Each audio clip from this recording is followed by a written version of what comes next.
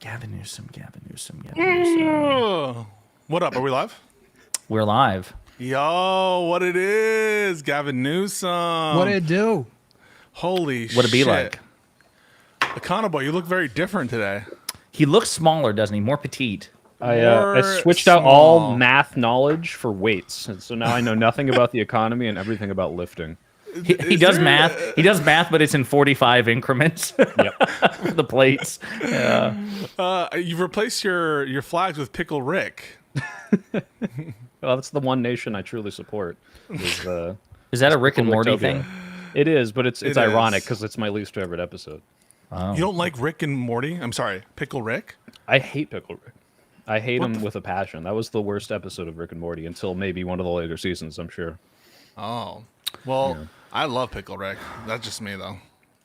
I'll be honest with you. I've seen exactly one episode This is going to work out. Of Rick and Morty. So I was living in Kentucky at the time, and a bunch of us had just finished a pub crawl, and it was like 3 a.m, and we were back at my buddy's house, and it was like 10 of us, and he's like, "Bro, you guys watch Rick and Morty?" And like 5 of us had, but the rest did not.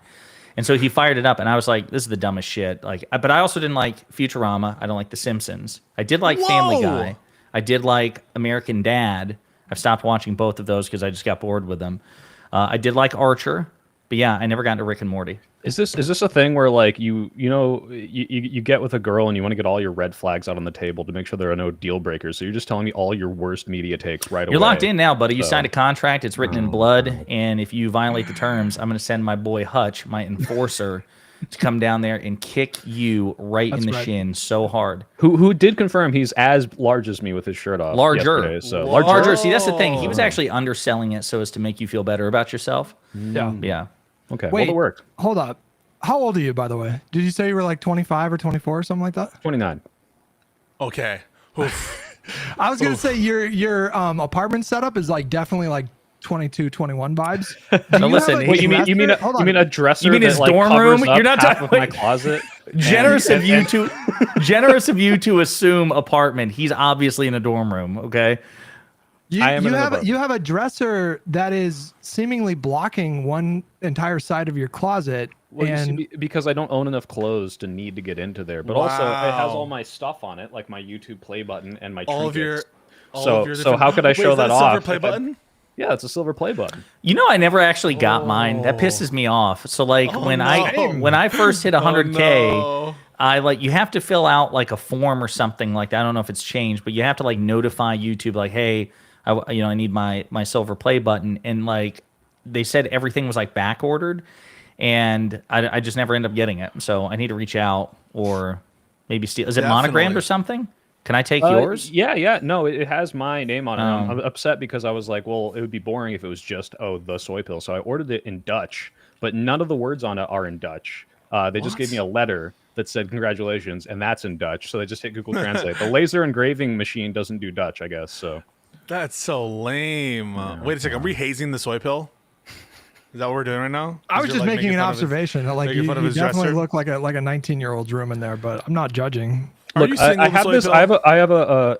No, I'm not. But I do have the philosophy that until I find my forever home, I don't decorate because I don't want to make it feel like a place that I like and then leave. That's boy logic. That is boy logic. It is. So I barely have any decoration, so I can just get out of here right away as soon as I find my forever place. So we'll see what happens.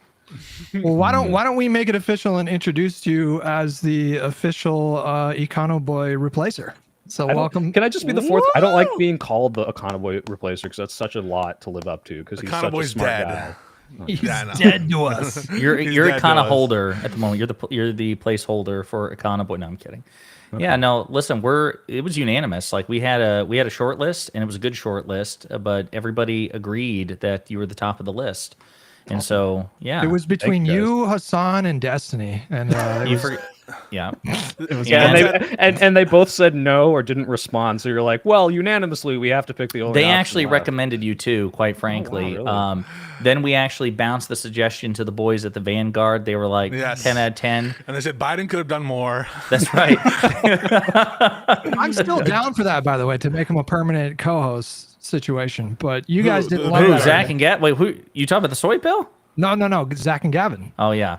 Well, made us- listen, We couldn't afford them. We couldn't afford them. Once we start franchising out, once we have right now, we have our main show. Hutch, The B squad we need. Yeah. I don't know if I mentioned this to you, Hutch, but in all seriousness, I've got a vision, if I can just find the time, for a separate stream that's actually apolitical and it's just about soy pill. There What he the goes. fuck, bro? What? Oh, did I leak? Hold on. You did. Holy crap. This is amateur not a shit, good man. look. Come on. Not a good Oh, look, okay. Soy I Pill. was This changing- I didn't, was Econo changing- Boy didn't have to do this. We never changed had my problems title, with and it changed to the wrong thing. Oh, there I you don't go. like There new we go. people. I don't like new people. I don't know what to say. No. Listen, tech me. issues. You're right at home. This is the live and learn environment. If you don't run into major tech issues, you're really not even part of the crew. It took Pisco a full Yes, 3 yeah. months to get his mic situation This sorted. is correct. Yeah, No, so- no. All I Yeah. did was I tried to add that little blue title that Hutch had, and it just switched my camera. I don't know what to say. Oh. Yeah. Lead liberal, weakest liberal. Only physically. I think mentally you're a giant. But what I was saying with Hutch is Hutch, I've got a vision that I need to get with you about because I've got 2 other people in mind where we do a pop culture related stream if we've got the time. I've got 2 other politics buffs who also do a bunch of pop culture stuff as well. I'm damn, what really triggered it was I was on Pisco stream a couple of weeks ago and we were getting into the nitty gritty about whether or not Mace Windu legitimately defeated Darth Sidious in single combat stupid. in That's episode 3 pop Revenge of culture, the Sith. guys, that's pop culture. My That is pop culture culture. podcast that I want to do because I had a fucking nerd disagreement on Mace Windu. What's wrong with that? I mean, 1 and 1 make 2. I'm I mean, just- it seems perfectly That's natural. not a pop culture podcast. It's like a nerd podcast. I don't What know are you why talking? you got. What are who talks Wait, about what is- pop what culture is other pop than culture? nerds? Yeah, really. What is pop Geeks. culture? No. Nerds are smart. Geeks are pop culture, but they're not smart. So you could be a Star Wars nerd, but an idiot. But a geek that's what a geek is. A nerd would be someone who can actually do the math behind the Star Trek sci-fi. There's a very clear distinction. Well, I got to say, I'm more of a Warzy than a Trekkie, but one of the guys I'm thinking of as a co-host is a Trekkie. But anyway, so we'll have to talk about that. But yeah, welcome the soy pill, the unanimous decision of the remaining live and learners. First things first. I mean, I was a holdout for a little bit, but I got there in the end. You guys made a convincing argument.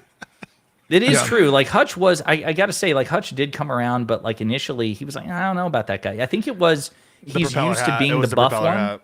Well, he's used to Well- being the buff one of the group, and he doesn't want the competition. There's that. Well, I mean, we needed some more sex appeal, honestly. So Wow. it felt like a natural decision to make. Well, Yeah. fuck the other co-hosts. Well, come on. I mean, you just they weren't sexy enough for the No, podcast. I mean, Well, let's be honest. You're far more attractive than Econo Boy. Let's just call a spade a spade. I here. wouldn't say that. Whoa. All right. First of all, I'm not Holy married. shit. we got that. We actually got that from Econo tricked a Boy's girl wife. into marrying him. So Econo wife done actually that. was the one who let us know that.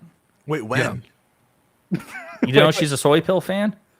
Oh shit! You guys are doing a bit. I thought. Yeah, I no. thought that- So, I thought by the way, she Pisco actually just said woke that. up from a fucking nap, Hey, by the chill way. on that. Chill Yeah, on that. I feel like chill I'm on being that. blackmailed. All right, you're on the show now. Disparage our former co-host. Say that his wife wants you. Right now, we got to get it on camera live. He has no recourse. He has no internet presence. He anymore. abandoned He can just us. Go the fuck off, and he can't What's he do gonna shit do? about it.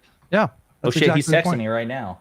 No, I'm kidding. He's You know what? Texting you? This is a perfect week for you to kick off as a replacement Econo Boy co-host because the last time you were on here, you were talking about how Democrats need to go dark woke, and it seems like Gavin Newsom, his team are actually doing it. It's not quite the R word, but They're working I up to it. It wouldn't shock me at this point if we saw that in the next couple weeks. Yeah. No, we're getting well. So I was gonna say something that surprised me though was I didn't even think even the most dark woke Gavin thing would do this, but he called Scott Pressler Nancy Mace, which I don't know if you want to argue that's transphobic or it's some sort of weird gender politicking. And then when he got called out by what was it, Tommy Lauren, they replied, "You sound woke." Yeah. So they're willing to go there. Right here. He told someone to go back to Grindr, that one Yeah, white yeah, rapper yes. guy. Yeah. So, Yeah, so I so just put let- it in the chat. so He let's called talk about- someone gay. So wait a minute. Put it in You the talking about chat, the watch. Grinder one? Yeah. So I'll bring there's that this up. rapper. I'll bring You that should up in put- just you a should- second. You should put that rapper's. You should actually play that rap at some point. But yeah, It's good. It's good. It's a good song. Well, let's talk about the Gavin Newsom press office, and let's start with the Nancy Mace thing. So what's interesting is you mentioned Tommy Lauren, and what's hilarious is if you check Tommy's mentions, she's been going after Newsom and this account like nonstop for the past like 72 hours. She's been swinging, and she took a swing last night about Newsom, young Newsom versus young Don Jr. And she fucked up in her zeal. She misread it and thought it was referring to Donald Trump. And she was like, well, one of these people has been president twice and the other will never be president. And so everybody clowned on her like, you fucking dumbass. That's Don Jr., you idiot. And she ended up like deleting her post in shame, which is very rare for Tommy Lauren, who says all sorts of cringe, ridiculous things. But it was so humiliating, and she got ratioed so badly that she deleted the post. And then today she takes another stab at it with the pearl clutching about Scott Presler. And I don't think it's like transphobic or even necessarily homophobic. I think it's just Presler has long hair. It's definitely not woke. Oh, like, agreed. He's a gay man, so like you could draw some like non-woke inference from that if you really wanted to. Sure. But I think I guess what I'm saying is I feel like they're walking that line enough. Like they did the Abbott thing. You know, about did you guys see that about the Greg Abbott? No, Look, what did they? Oh my God! Let me do? pull it up. Let me pull it up. While I do so, it was like he rolled into that blunder or something. No, like that? no, not quite. But hang on one second. Tell me What- they didn't go full Jasmine Crockett with it. I mean, you know, honestly, not okay. Here it is. Here, I can't wait for you guys to see this shit. All right, let's switch it over here. Greg Abbott. Can you all see this screen? Mm-hmm. All right, Yes. brace yourselves. Congressman Greg Abbott, who is in a wheelchair, and Newsom says he rolled over for Trump. That's almost as bad as Jasmine Crockett calling him Governor Hot Wheels. You know, we asked for a statement, and Newsom's office said something flippant like, you know, oh, you're so woke. He'll get over it. Abbott will get over it. Your response. Oh my Oh God. my God! Based. Wow. Love it. Love it. Based. Love it. 100% love it. Yeah. This is what I was waiting for. How many months ago was I on? I guess it took them that long, but maybe they were watching Live and Learn. So make a gay joke right now, then. Make a gay joke. Yeah. See, the Woke. problem is not that I don't want to Yeah. make a gay joke, because I can't think of one off the top of my head. Yeah, he's not like you, Pisco. He doesn't find homosexuality hilarious. Yeah. Well, it is. I didn't say that. For whatever reason, It's it not is. inherently. But yeah, no, I mean, like, this is generating a lot of publicity, a lot of attention. That account is growing like just absurdly fast at a high rate. And more importantly, it's triggering the fuck out of, yes, Tommy Lauren and Fox News hosts on air and so many others. And what do you guys think about it? Because, no. Before you answer that question, to cap that off, you have to see this. This is Fox complaining about it today. Let me see if I can find it real quick. Just the hypocrisy is truly breathtaking. Okay, here it is. I'll share the screen. Nope, that's not it. Same exact Replace thing. the screen. Here we go. Here we go. The other thing is, or at the debate, the other thing for me is that for the last week, Gavin Newsom, and why am I giving him advice? You have to stop it with the Twitter thing. I don't know where his wife is. If I were his wife, I would say, "What? You are making a fool of yourself. Stop it. Do not let your staff tweet. And if you're doing it yourself, put the phone away and start over. And if you he's got a big job as governor of California, but if he wants an even bigger job, he has to be a little bit more serious." What? Design's about to explode. It is pretty brilliant, like what they're doing, because I feel like they're doing what Destiny does, but just like not completely deranged, where you sort of bait out the insane hypocrisy in the replies and then call it out. Like that's what they're doing for every single one of these posts, and it's sort of a foolproof like plan. Like you can basically guarantee that people are going to be complete fucking hypocrites in the replies. Yeah, they have no leg to stand on. It's like, okay, you've been doing this for Wait, is that 10 an Abbott years. joke? Oh. Well, he has legs to stand on. He just can't. He does have stand. legs. They just don't work. But yeah, no, it's like there's been hypocrisy from, obviously, like for every Trump call out, you can get some projection tweet from 5 years ago, 10 years ago. But the difference with this is, okay, we're going to do the exact same rhetoric, the exact same style, the exact same bullshit, flamboyant stupidness. And you can't get mad at it because this is what you've been supporting for now 10 years. I think this is genius. This is perfect. Like, this is the, it's like I've seen those people are like, oh, I get it now. I get why people are getting behind Trump, because it's like, oh, you are expressing authentically the frustration that everyone is feeling without crossing a line into like, oh, you're genuinely going to piss off people on your own side. It's just like the encapsulation of all of our rage. And, I guess this is triggering the libs, but for our side. Well, aren't you worried that it's going to push away people like Talibots? Push away. Yes, actually. Let's be honest. I feel like that is the thing that the soy pill considers most frequently. When he examines a politician, that is the metric. He's like, is this going to drive away Talibots? The median, what do you think? Will it? Voter. I sneezed once and I was 45 degrees in the wrong direction, and she's decided not to vote Democrat. So I think it's too late. It's too late for Dude, these people. well, I wonder what well, Wick says, though. I do wonder what Wick says. Do you think he's going to be like, you really Wick's on shouldn't board be with doing this. that? Wait, Is really? he? No, I think Wick's on board with this. Is he? No, is he pro clutching?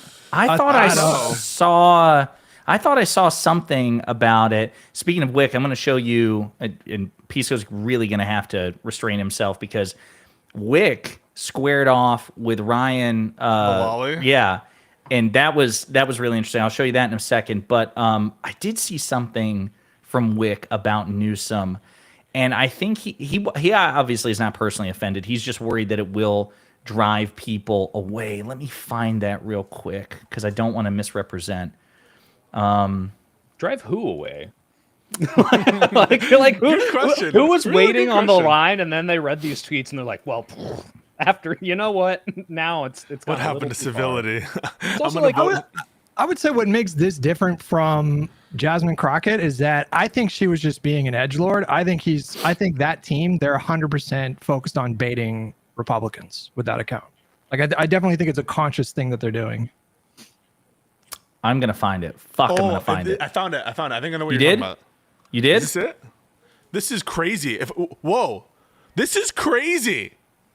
People who follow us are the only people who probably care about this, but because no one knows who the fuck Brian. Oh, Maloney no. is in the rest. I was gonna find the Newsom thing first, but yes, since you said no, that's fine.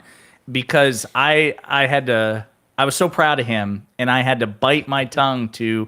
I'm trying to like not get one guy all the time. So the soy pill. Are you familiar with Ryan McNally or Ryan Mullally? yeah. No, Okay. I've seen him on the show a few times. So what's interesting though, because we're talking about rhetoric, right? And he points out, Trump, which we're going to talk about in greater length, but Trump says he's going to sign an executive order to basically start the process of eliminating both voting machines and mail-in voting. Again, we'll get to the actual substance of that a little later, but since we mentioned Wick, Wick tagged Ryan and said, you had a lot to say how an opinion piece in the New York Times talking about wanting to abolish the Electoral College was unacceptable and dangerous as it threatened the sovereignty of states. As I understand it, state sovereignty is something you care a lot about. I would draw your attention to Trump's comments today about how he wishes to upend state sovereignty through executive order to dictate. Written pretty well here. Yeah. This is written pretty well. Did you shop it with him? Yeah, I gave him the tweet. I gave him everything. And then he says, this love is him. not a New York Times opinion piece from some no-name. This is the president of the United States threatening this. I think you should place your worry and ire accordingly. And I will be happy. I'm happy to report that Ryan conceded this. Yes, He of accepted course. it and said, you know what? We should absolutely prioritize the words of the sitting president over random powerless people. And he turned a new leaf. And that was the end of it. no. Of course, that wasn't it. Oh, no. We got a lot of actuallys and well actuallys from Ryan. This tweet is the problem. This is the problem. Not anything else, but Wick's tweet. That's the problem. We lost Hutch just at a moment because he says it's all robot voices. Yeah, so Hutch will come back in just a second. Let's see. Let me see if I can get him up here. I like that. What Nick about now, guy. buddy? Can you hear us now? Testing. 1, 2, 3. Hutch. Hutch. Hutch is my boy.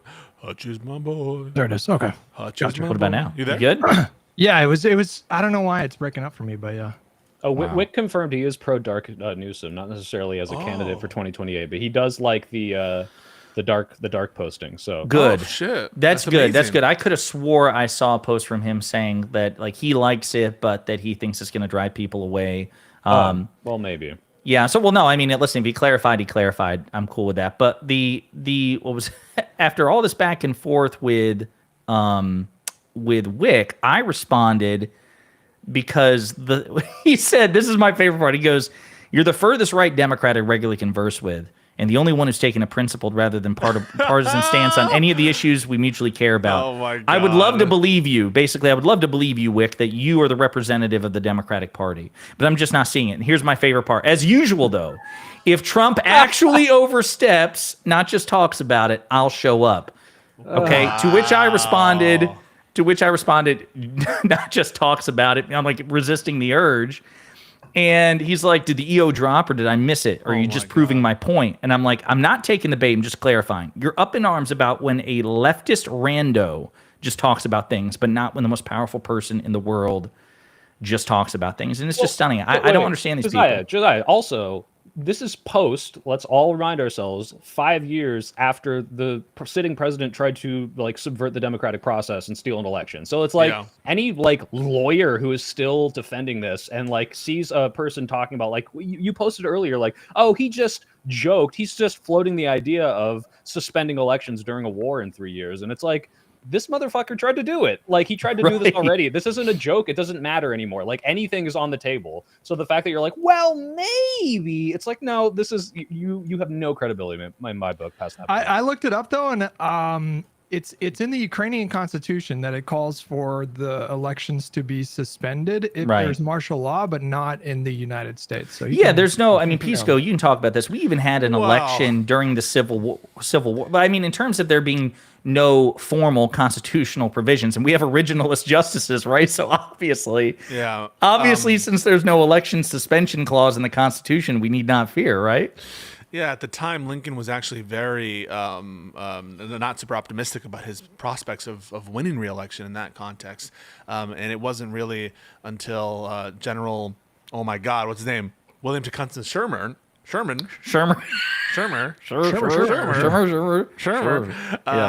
actually broke through in the South in his march to the sea. Oh my God. I used to have this fucking history memorized. Soypil, don't look at me. Yes, Shermer Mercer. Anyway, but yeah, no, we don't have a fucking election suspension clause. Although no elections did occur, or at least they weren't binding in the different states who were in rebellion. So maybe you could say there was a suspension of elections. What do you say about that, sir? Listen, I mean, my point was, even if there's no like formal suspension clause, I think we should absolutely be concerned about it because, and I laid out the reasons in a short video on Twitter, but you know, he has control of the military, domestic law enforcement agencies. His party controls both, obviously both chambers of Congress, and they control the body that decides what is or isn't constitutional in the first place. And I just don't, to Soypil's point, he's tried this shit before. He's tried unlawful means to remain in power, unlike anything we've ever seen before. And this was the thing that kind of set it off. So, you know, earlier this morning, he issues this like unhinged screed on Truth Social saying, okay, again, we're going to sign this executive order, get rid of mail-in voting and election voting machines. And because Vladimir Putin told him to, like, that's the other crazy thing. You know, Putin says, Vladimir Putin says that we should get rid of mail-in ballots. I won the 2020 election. And then it led to this in the Oval Office. Upon peace, God willing we get peace, are you open to holding an election in your country? Yes, of course. We are open for election, yes. We have to do safety circumstances. And a little bit, we need to work in the parliament because during the war you can't have elections, but we can do security. We need, we need a truth, yes, everywhere, in the battlefield, in the sky, in the sea, to make possible for people to do democratic, open, legal legal elections. So you say we're ready. during the war you can't have elections. So let me just say 3.5 years from now. So you mean if we happen to be in a war with somebody, no more elections? Oh, that's good. I wonder what.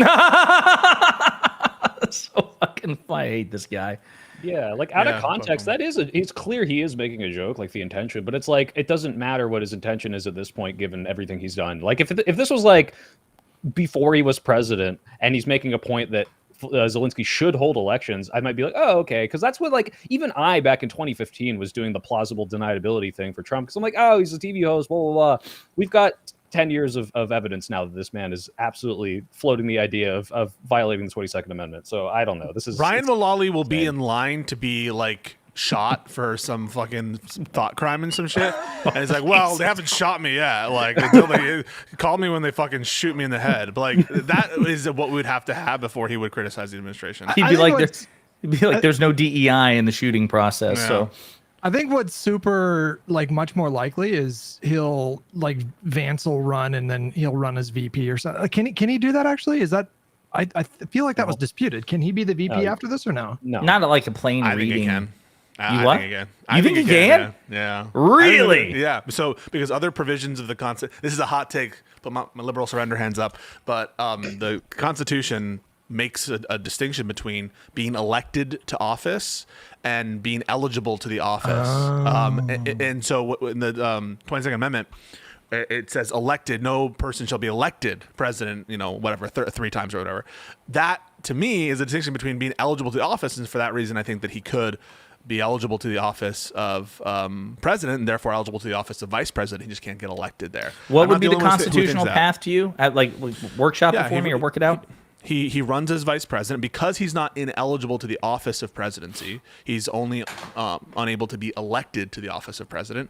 He just runs for vice president. There's under the 12th Amendment, there's separate elections for president and vice president, and so he just runs for vice Pisco. president. Yeah. Yeah, 22nd, just to confirm, I brought up this BBC article. It says the 22nd Amendment only explicitly bans someone being elected to more than 2 presidential terms and says nothing of secession. And under this theory, Trump could be the vice presidential running mate to another candidate, perhaps his own vice president, J.D. Vance, in 2028, which I guess technically, is not. I mean, think it obviously the works. intention is that they're not supposed to be president. You're No, well, they envisioning use a those, but- Putin-Medvedev situation, basically, where they swap I think positions. it could work. Yeah. Listen, I would be against it. I would say, like, if there's some strong legal argument, but in just terms of textualism and originalism, they use that word purposely. I think that there actually is some legislative history that they were envisioning potential scenarios where, like, there's some kind of decapitation attack, or and we need to bring in an old president to do the job from Congress and to like raise him to be the speaker or raise him to be something, right, and give him to assume the office. And so if they wanted to make it a qualification for the office, just like in the Section 3 of the 14th Amendment or the other qualifications which talk about the eligibility for office, then they would have said it, but they didn't. So under that theory, then, you're talking about bringing back old presidents. Joe Biden's time could come again. Well, he only had one term. He only That's had one right. term. I know he could do, but we both know he wouldn't get fucking elected. What I'm saying is, that they could bring him He's back. getting They chemo could, and Josiah's like, bring him back, bring him they back. could pull him off the bench, right? They could pull. Wick is speaking of Wick, he's a Biden truther. He thinks that Biden would have won. What do you think? of Hutch, that? what do you think, buddy? What do you think? I mean, if Biden ran, it would have been like, are we going to win Virginia and Minnesota? Like, it would have been that bad. So I think the expression changes when it's Biden. When Biden shuffled, if Biden shuffled, could we have won those states? I don't know. Going back to the other thing with Trump, though, like, did everyone forget that he actually tried to do a executive order already to alter mail-in ballots and stuff, and the courts blocked him? So, I mean, good luck. Yeah. He doesn't have the legal authority to do it. They're like, everyone's correct about it. The elections clause of the Constitution gives that authority to the state legislatures. And it's so funny. I mentioned this on my stream. Just like a year ago, all the conservatives saying, you have to give it to the state, independent state legislature theory. It's the most important thing. And now the second that Trump tries to claim some executive control over how states run their congressional elections, they're going to fall in line. But that said, states as an initial matter have that authority to regulate the time, place, and manner of elections for Congress, and only Congress has an authority afterwards to undo that with legislation. So the president has no self-standing authority. Let me ask you I guys. feel like the best he could do is just pressure like red states to pass their own shit. How would that impact the presidential election? Because like in 2020, there's a strong argument that him being so opposed to mail-in ballots could have literally cost him the election. But if it's only red states that are doing like ban on mail-in ballots, or I think what Trump tried to do with the EO is have mail-in ballots are only counted like up to the day of the election, and anything that's received after wouldn't be counted. Or There's something probably like that. less authority, Hutch, to be honest, in terms of a presidential election, because that's a separate clause of the Constitution called the Presidential Electors Clause, and states have even more authority to assign their electors in certain ways. But Congress does have some residual authority to regulate there, and I imagine anything that he tries with Congress, he might try with President. That said, it's just like he doesn't have the authority. Well, it'd also be interesting to map. He would also need 60 votes because this is not something you could pass with reconciliation. So Or they'd have to do some sort. They could do, in theory, I suppose, a carve out, an exception for the filibuster. They won't do that. Listen, I am always like Wicks. We used to say this too about making that they wouldn't fuck with the filibuster, but they did fuck with the filibuster under Trump's first term for the judges. I mean, but it counts. That's why I really don't think with this group you can dismiss it out of hand. And I would argue they didn't do a quote unquote exemption. They just liberally reinterpreted how the 60 vote rule applied for this last budget thingy. For this last budget reconciliation bill. The tax breaks were like existing policy or something. Yeah. Like I just really don't think. I don't think you can rule. The only thing is rule it out. Thune, I think, is on the record talking about the importance of the filibuster. So I don't know if he's gonna. Yeah, it's possible, but Republicans talk a lot about many things that are important, which they're willing to define. Just a House that was in charge of it, that'd be one thing. But there are more grown-ups in the Senate, and there's a lot of people that want to keep that filibuster. So. Well, but the thing, again, if you make an exception, it's not like you have to abolish the filibuster wholesale. You could just make another exemption. Of course, that would make it more likely that if and when Democrats get back in power, they would be more inclined to do it, assuming they had the vote. So, I mean, I would caution everybody, especially chat, don't automatically rule it out. But my question is two things. Actually, something you brought up, Hutch, which is about what it would look like. And I'm curious because I haven't gone back and looked at the map. But given that we still elect presidents via the Electoral College, if simply red states followed suit and abolished or restricted mail-in ballots, the states that would follow that directive, would they be states that Democrats were going to lose anyway? Or would they also constitute some swing states that Democrats won? You understand what I'm saying? Yeah. I don't. Yeah, I don't know. Doesn't it depend on who the legislature is governed by and the governor? Exactly. Yeah. So that's what I would want to know. Trouble because maybe like Florida could do something. The other red states probably don't matter for purposes of individuals in like blue states or people with ambitions for to get Democrats elected. But Arizona has a Democratic governor. Wisconsin has a Democratic governor. Yeah. Pennsylvania has a Democratic governor. So some of the major. Let me think. North Carolina, my state, North Carolina Democratic governor. We have it, but we are one seat away from a filibuster-proof supermajority. Yeah, so it's like that. That's on the needle. But the second thing I was going to say, Pisco, about this, what you're talking about, a potentially constitutional loophole, would that allow President Obama to run as somebody's VP against VP Trump? Yeah. Okay, then I'm curious, my co-hosts, VP Trump versus VP Obama in 2028, who would you bet on? Obama fucking smoke Donald Trump. Yeah. You think so? Yeah. Obama, somehow his existence cuts through Trump's Teflon, you can't shake me ego. That was the reason he had that whole, I guess, run was because Obama insulted him at that presidential dinner, right? Yeah, the correspondence dinner. Are we doing those anymore, by the way? Doesn't seem like we're doing those. No, but I unironically think he would cut his natural charisma and decorum. I think cuts through the Trumpisms in my opinion. He's been the most popular Democrat for fucking 15 years. So he still has approval rating of 60%. So he is kind of defying political gravity these days. Well, I'm going to throw some wrinkles into this hypothetical, see if it changes your answer. Literally wrinkles. What if Biden's the top of the ticket again? What if it's 2028 Hunter Obama? So what if it's Biden Obama versus Vance Trump? Who wins that race? We need the prince that was promised. We need Hunter. Didn't he talk about running for office? Like, did he not rule it out or something like that On in the Channel interview 5? that he did with Channel 5? Yeah. I thought it was Beau Biden who was the one who was like, being prepped for like high office. I thought he's I don't dead. know. Yeah. He's dead, though. Well, he's dead now, yeah. yeah, I don't think he's running for 2028. I was although like, maybe yeah. Josiah, one major hold up on that one. He's probably got more energy than his father at the moment. But yeah, he was the one. I think he was the Attorney General of Delaware. He was. Yeah. I think he was going to make a run for governor, maybe. Yeah. Yeah. I know what you're talking about. Where does the Constitution say that you can't nominate a dead guy?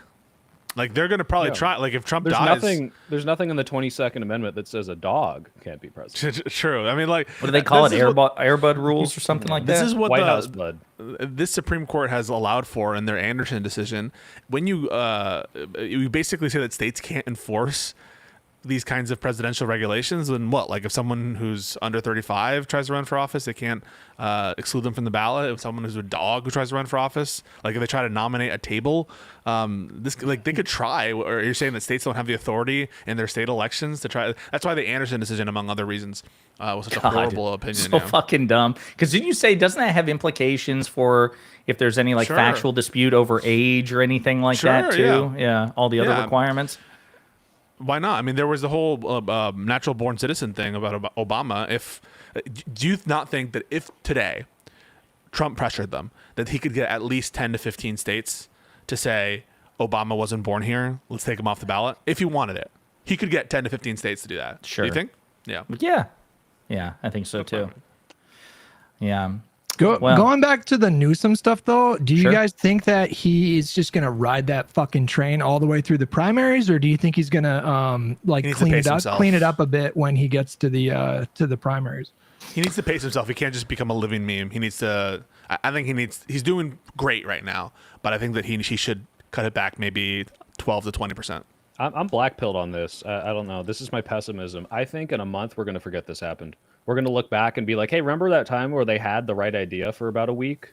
And then what the fuck happened? Like, there's going to be some completely new thing a month from now, and it's just going to be completely forgotten. Newsom's going to have some big scandal, and he's going to have to like fall back into decorum to be like, oops, sorry about that time I cheated on my wife or whatever, or like, it's gone. I that's my black pill. I Did he hope cheat on his wife? He I did don't know. back in the day, yeah. I don't know. Did he cheat on his wife, or I think he fucked his campaign manager's wife like 20 years ago? Right, And there's a or something like that, press conference he did apologizing at a. He's just got to he's just got to be careful not to like run the meme into the ground. Like the all cap stuff, I think is still funny maybe for the next like week, but if he's still doing it a month from now, people, for sure. Well, here's the thing. It relies on the Republicans reacting to it. And it's the same with Trump. The reason Trump's been so successful is, one, because people like the way that he channels their rage at the Democrats and the establishment. But right now, Newsom is, as you said, triggering the right wing. And once they figure out, we just have a way to not deal with this, either by ignoring it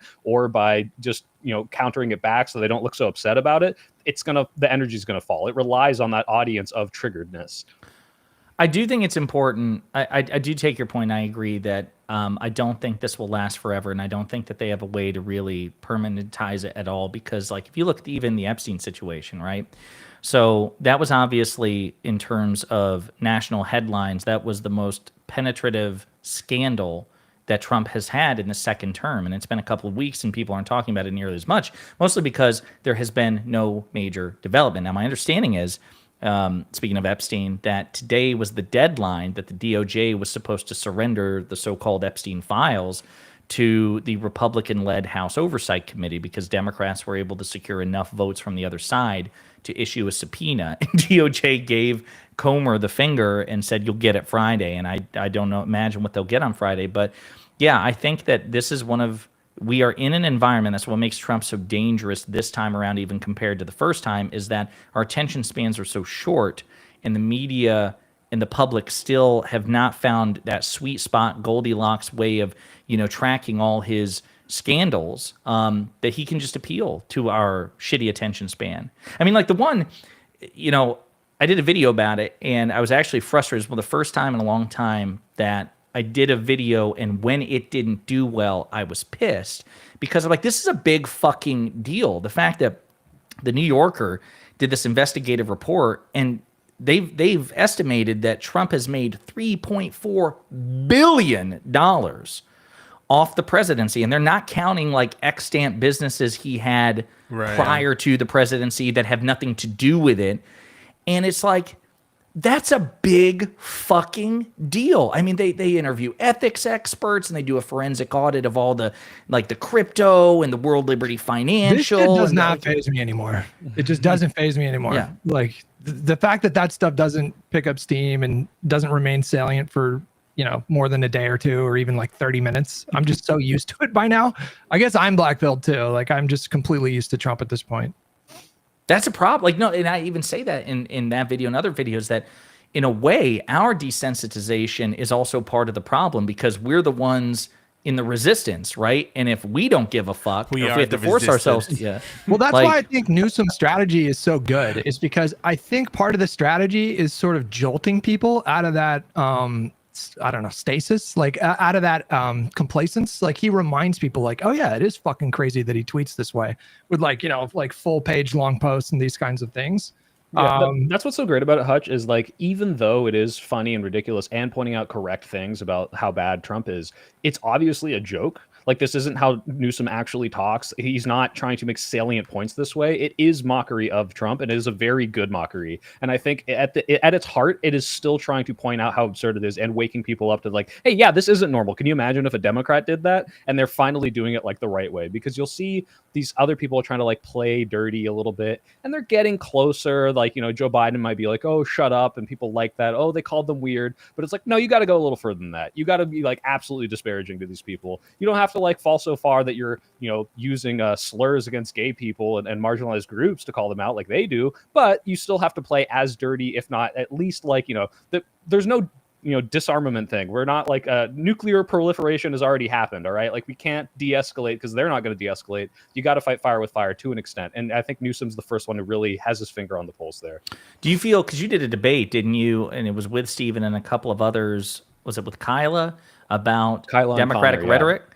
Do you feel the same, or do you feel even more vindicated? And because this was before Newsom took his press office in a delightfully unhinged direction, how does what he's doing relate to that big centerpiece debate you had? 100% vindicated. I mean, this is what I was talking about. I'm like, we need to do more. One, because, you know, they don't care. There is no decorum. Like if, you know, someone makes some unhinged joke and it's super crossing a line for some of us, it doesn't matter if we hold our own to a standard because they're not going to do the same. But what's more important is like, it does come across as more authentic. It does appeal to more people when it's like, hey, my whole day is people telling me that Trump is a fascist, taking over, breaking all the rules, you know, deporting people, just the country is going to shit. And the best you can come up with is like, well, Mr. Trump, here's a strongly worded letter and we'll see you in 3 years. And it's like, no, like absolutely fire back at these people and channel that energy and capitalize off the fact that everyone is going insane watching the worst things happen to our country.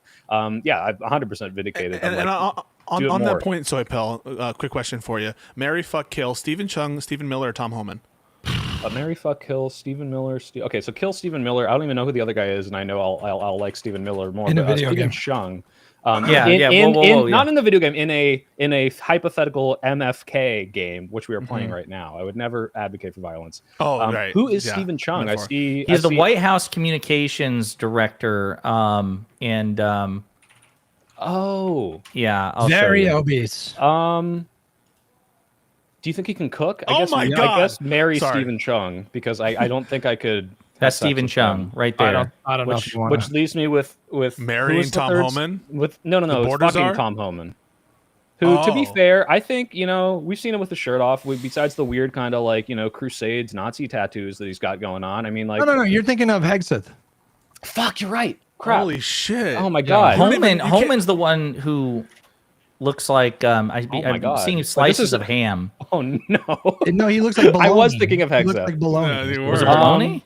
Yeah. Oh, I'm still gonna guess that Tom Homan can't cook, so I'll kill Miller, fuck Homan, and marry Chung. this is oh my Wow. God, bro! That is going to be the Oh, no! most fucking That's a aggravating. unit. That's a marriage. fucking unit. That is like the most. He's got mismatched- taste in like food. You can his see from that. upper abdomen or his upper torso is so much. He's a good-looking man. He's a good-looking man. That I is call a him Pearl from strange Blade. Looking guy. I call him Pearl from Blade, and I listen. Oh my God, like he is just a genuine piece of shit. You should, Soypo, you should go to his Twitter account and just see the shit he says. Like you think, Pretty bad. Yeah. yeah, he's an absolute prick, and I think this is one of those instances where anything Well, do I need to go to his bully Twitter? him on is fair game. Like I know about his border policies. I feel like the Twitter's not going to. Really No, that's change my Miller. mind, That's Stephen Miller's border policy. That no, guy. Homan is the border czar. Yeah, but I was talking about Stephen Chung there. That was the guy I had. Did you hear that Oh, Stephen oh, Miller oh. is a cuck? Like, or something happened with Elon Musk and his wife? Is that true, or is that just rumors? And then she tells us he loves mayonnaise. There was some reporting that he poached her for something, I think. Oh no, Steven, what are you doing, Mr. Miller? You know what's a big problem with Newsom being so ascendant right now is if he does, like, I don't know, right now I feel like his stock is fucking soaring in 2028. And if he does end up becoming the nominee, oh my God, the intra-party war that's going to happen if that takes place is going to make, I think, 2016 look quaint in comparison. I was going to ask you guys, do you think this makes up for what kind of pissed me off, which was his kowtowing to Steve Bannon, to Charlie Kirk, Yeah, and moving a little right on some stuff, like with social policies? I was not a fan of that. I'm a Despite the fact that- forgiving man. I forgive him for that. If he actually follows through on the gerrymandering, I'm a forgiving God King. Okay. He moderated somewhat rhetorically when it came to the specific issue of trans people in sports, but I think he also said that this should be something that's left to the various organizations. Which I think is a reasonable position, right? I think it's a reasonable position. And then also, if you look at his track record in California, I get so pissed when I see some of these lefties like attacking him over trans stuff, because he's signed literally like 6 or 7 bills into law in California that are super pro trans. Like it's like a trans sanctuary state. So people from out of state can take their children to pursue gender affirming care. His progressive record goes like way before like any of the Dems were mainstream pro gay marriage. He was illegally officiating gay weddings at the San Francisco courthouse. Like prior to the Dems even supporting it on a major like platform. So he's been kind of ahead of the curve for certain progressive policies. And that's cool. I depending on what you want to talk about with how slow California is in development, I think people have a lot more to criticize him for, but he just passed that big YIMBY bill like 2 months ago. It was a kind of a big deal. They got rid of a lot of restrictions on multifamily units. And so he's abundance pilled, isn't he? Oh, it's super abundance. But he called out Ezra Klein when he signed that. When he did the press event to sign that bill, he name checked Ezra Klein. Oh, why not Derek Thompson? That's what we Hey, need. like, if you're abundance pilled, like why doesn't Derek Thompson get any love? Because his shit is worse. His shit is a little. So you think bit it's worse. purposeful? You think it's because he Ezra's is the chapters lesser are of the better. two? Ezra's chapters are better, in my opinion. Yeah, I promised just my Aaron. opinion. I promised Aaron and Joe that I would read that book, and I got 2 pages in, so I've not. I'm about a third of the way in. Is Ezra's chapters the first half, and then the other First, I think 3 chapters. Yeah, they probably all like they contributed it. A lot of it is work that they like he's previously published in the New York Times, and they've like retooled and stuff. But yeah, I think that it's good that Gavin Newsom is taking a stronger tack. I also am willing to forgive people who make mistakes and who like make their messaging and make their campaign and make their rhetoric better. But there are some people who I think are just bad personnel that we should move on from. I'm going to just say it. People like Schumer. I don't think that he's at this point, I think, too old to be our leader. I don't He think said he's with fuck it. the other day. He said fuck. Oh, wow. Did he say fuck? I think we should need to bomb fuck Iran. Trump. Like, what did he say? No, he said fuck that in response to the idea of resuming, like having Congress approve the 30-day emergency or extending the 30-day emergency that Trump imposed on D.C. And his words were, fuck that. I didn't see that clip. Who Yeah. cares? Like, he's too old. He needs to retire. Same. And by the way, I think Hochul doesn't have it in her to be a base governor. And I think I would support a primary challenge against her as well. I agree. Schumer's got to go. I think Jeffries catches some strays. Like, I feel like people are trying to take Schumer's baggage and then put it on Jeffries. But no, I think he gets appropriate amounts of strays, Mr. Hutch. When refusing to endorse Mamdani in that interview with fucking like that, to me, that's fecklessness, that's weakness, and also he needs to talk like a normal person every now and then. These kind of like, have you seen these photo shoots that he does where he like alters the photos and to make him look a little slimmer, and he wears this kind of to be like a normal person? Like, I don't think people are buying it. I definitely preferred. I think there are there's a meaningful difference to Schumer and Jeffries. I don't put them on the same tier. That's what I'm saying. Yeah. I don't think like people saying that Jeffries should resign because Schumer fucked up, I think is where it goes a little too far. Yeah, I think Jeffries is in a like my call to action for him would be to step up. Because like he did a I can't remember what it was. Was it the big beautiful bill where he did the closest thing to a House filibuster where he spoke for 7 hours? Like that was based, especially when there was no meaningful alternative to actually ending the legislation. He pulled whatever lever he happened to have at the time.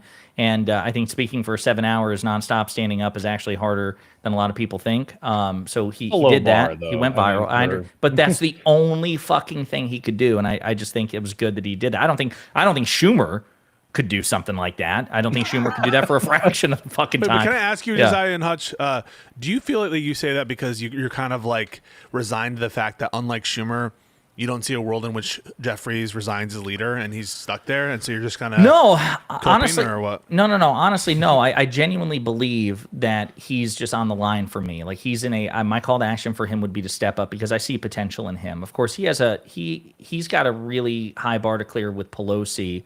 As kind of, as his predecessor, because she was an administrative genius and she was the best at whipping votes. And so he's got big shoes to fill, or big Manolo Blahniks to fill in particular. But Schumer, I think, there's no hope. There's no redemption for him as far as being a meaningful opposition leader to Trump. I am worried about, when the next budget fight comes up, which I think is next month or whatever.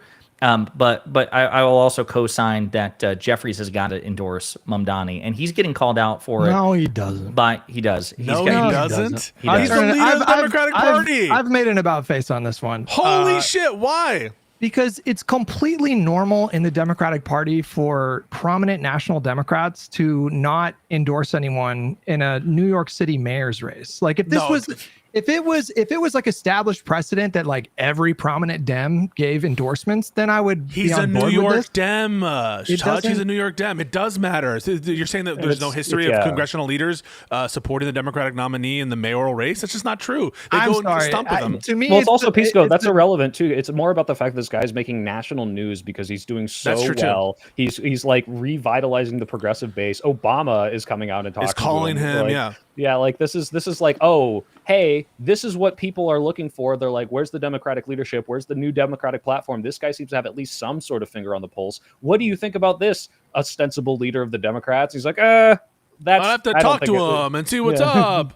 It's a bit ironic considering Mamdani's affiliation or his endorsement of. That's what it is for you. Like let's level set. That is what it is for you. It is fucking completely hypocritical. It's hypocritical of you. Like it's the hypocrisy goes both ways. I agree. No, it's not. It's hypocritical for Mamdani supporters to demand that every prominent Dem endorse him. It's not. It's me. He couldn't be bothered to endorse the only person who could have spared us from fucking Donald Trump. It's me though. It's me. So yeah, you can say people are hypocritical. They are hypocritical. Let's not be a victim to that hypocrisy ourselves, and let's lead by example. And he's the nominee. If it were Bernie who won in 2020, and by the way, I voted for him in 2020, or like in 2024, the same shit. But like, why when the alternatives are a Republican, Curtis Sliwa, fucking corrupt Mayor Adams, and Cuomo, who's running a cynical as fuck campaign? Why wouldn't Democrats step up and see the energy and endorse? I mean, like to me, it's just ridiculous. It's ridiculous to expect that kind of loyalty and respect in return. I mean, what if Jeffries has like serious concerns about Mamdani and he just doesn't feel comfortable endorsing? Well, then he should say that instead of just being like, guys. Like if he has unironic political that would be bad. That would be bad if you say if you specifically say I think that's a bad idea. I agree with you there. That's too far. There's been a few Democrats that have done that. I think that's nonsense. And you're like marginalizing New York City voters by doing that as well. Well, But if he you have declines, to Well, then it endorse- sounds like the best thing you should do is, even if he has gripes with them, should endorse and capitalize off that energy and try to move those people to what he thinks are more like better policies. But what you're saying right now is he can't denounce them because that's bad for the New York voters, but he also can't endorse because he might have problems with them. Therefore, he should just sit around and twiddle his thumbs like, for the next. Yeah, Yeah. and the reservations all the time. Why? And if why are people pretending like Mamdani is this like? it's not everyone is about pretending like- Mamdani. It's about the principle of the thing. Here's my point. So like, first off, if Jeffries has reservations about Mamdani such that he feels he can't endorse him, then presumably those reservations are such that he doesn't want Mamdani to win. Because if you want Mamdani to win, you'd endorse him, right? So then you have two options, and there's no magical third option. If your reservations are such where you can't endorse the guy, then you clearly don't want him to win, in which case you should go public with your reservations about him. Number one. Number two, if you have reservations about him, but they're not such a, I'd still, all else being equal, want him to win, then fucking co-sign it. You don't have to blow smoke up his ass. You can just say, listen, in this particular race, the voters in New York City have chosen, as far as the Democratic nominee, I am one of the leaders of the Democratic Party, despite some disagreements that I have with Zoran Mamdani. I think that he's the best of the three candidates, and I officially endorse him. And you can phrase it however you want. I'm doing it off the cuff. But the other thing Josiah, is what you just said, like that would alienate no one. If it's like, hey, I have some, like I feel that way about Mamdani. I'm like, hey, I'm not on board with this whole platform, but like this guy's got like a lot of good ideas for a lot of different policies, and he clearly has the energy. I think he should like. And win. Jeffries could even lean into this thing. And he could even say, listen, the Democratic Party is the big tent party, and I can't be expected to only endorse those with whom I have absolutely no critical disagreements, and especially if I expect people who back Mamdani to vote for other Democrats in elections down the road. And he could make the point that the soy pill and Pisco and I are making, which is vote blue no matter who, has to cut both ways. And if we expect progressives to vote blue no matter who, we must also hold up the standard. It's different from endorsements, and it's super normal for even prominent New York Democrats to decline to endorse in a New York City mayoral race. If vote blue no matter who is different, if we're talking about if the principle is different, then why do you care that Mamdani didn't endorse Kamala? Yep. Ask that again. You said that vote blue. He's saying it's different from mayoral versus the general election. Like, this come on. This guy's no. There's an obvious difference right now. Mamdani is comfortably ahead in that race. He simply does not need Jeffries' endorsement. And compared with Kamala versus Trump, everybody knew that was going to be a close election. And this guy Mamdani decided that he wasn't going to do any kind of endorsement. It's a completely different. If he had, so here's the question that I think Josiah was pushing at. If Mamdani had endorsed Kamala, would you be saying the same thing? I would, yeah. There's two different there's two different considerations here. So there's the hypocrisy of Mamdani's supporters demanding fealty from every prominent national Democrat, and then there's wait a second. I'm a Mamdani supporter, so okay. Clearly you're referring to a subset of them, right? I'm referring to people that are like demanding that everybody endorse this guy when this guy didn't endorse Kamala. So Hush, I think the issue here is not that, hey, Hakeem Jeffries needs to do this because we need his support to win the election. I think more of it is about the fact that Hakeem Jeffries is ostensibly one of the, or should be one of the vocal leaders of this party, where a lot of people feel disaffected. You can see this, the donations right now are not very good for the DNC because people aren't sure which way the DNC is going to go. They need to pick a direction. Now, if Hakeem Jeffries is like, I'm not sure that's the direction we want to go, okay, but say that then. Say, hey, I don't know if this is what I want the face of the Democratic Party to go, and find a message that's the other direction. There's no upside. There's no upside to doing that because he sees the writing on the wall. He knows Mamdani's going to win. So he's what would that help anything if he like preemptively undermined Mamdani? It's not about help. If he doesn't want him to win, why should he not say, hey, I don't want this kind of stuff to be the face of the Democratic Party? Because he knows he can't stop him from winning. Look at the numbers. He's like crushing right now. Like the So second. wait a minute.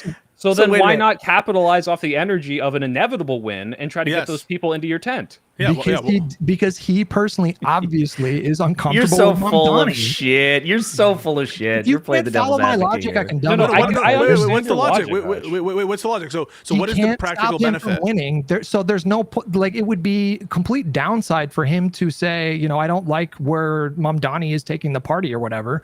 So like what would he personally gain from that? This is just about a calculation. The energy of like the entire youth of the Democratic Party who's behind Mamdani. It's like, oh, the leadership is endorsing the guy I really like. It looks like the Democrats are moving in a good direction. Maybe now I won't think the word Democrat is poison anymore. And we will have more he's credibility to obviously- prosecute the case that if you're an eligible voter and you're a progressives, if you're an Emma Vigeland or a Crystal Ball or whomever, that you, because the New York Democrats or the New Jersey Democrats, in the case of Cory Booker, who, yes, opined and endorsed on previous mayoral candidates. So when he says, I don't get involved in New York politics, go fuck yourself. That's not He's true. also declined a couple times as well. So- he hasn't done an endorsement every So time.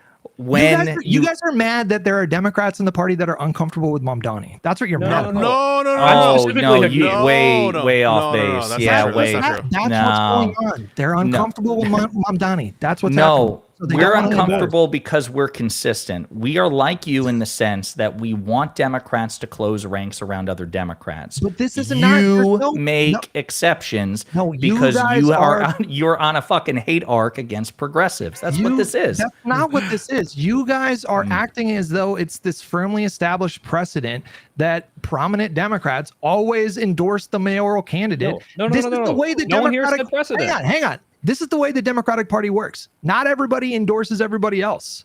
It's a big tent. Some people are not comfortable endorsing, and you're over here saying that It's they should about just the do it current anyways. moment, Hutch. It's about, look, if all of these other people on board, or even someone who Obama is not even close to one-to-one with the Mamdani platform, and even he is on board and saying, hey, look, as the former leader, as the former voice of the Democrats, I think this guy has good energy and he's pushing the Democrats in a good direction. This is why I'm showing my support for him. Why can't not any other Democrat, if fucking some, middle of the road person like, oh my God, why can't I remember the guy who's no longer the one who, doesn't matter. If a centrist Democrat said, "Hey, Were you I gonna don't say like Manchin?